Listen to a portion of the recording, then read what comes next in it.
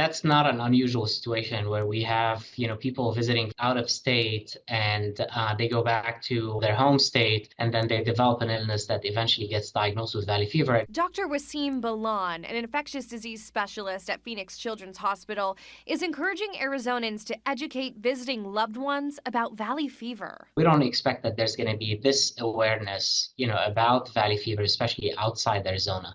But we definitely would want people to keep that in mind. The fungus that causes valley fever is unique to southwestern soil. According to CDC data, valley fever cases increase during hot and dry periods. The Phoenix area has not had rain in months. The fungus releasing, if you want to call them spores, that, hang out in the air and then you breathe them in, they go into the lung. Symptoms are like other respiratory illnesses, with a cough and fever, but valley fever is not contagious.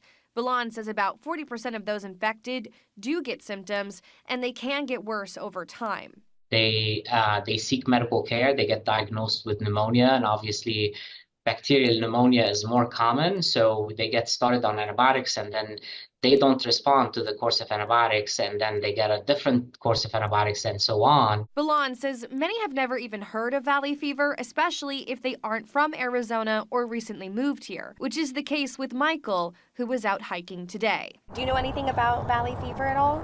No, not really. I've not been here that long, maybe 18 months, so I've still got a lot to learn, I guess. Dr. Balan says it's important to stay vigilant this holiday season. Because valley fever can present in a similar way to other types of respiratory infections, that's a good reminder to try to prevent those other infections, which is by making sure you're vaccinated.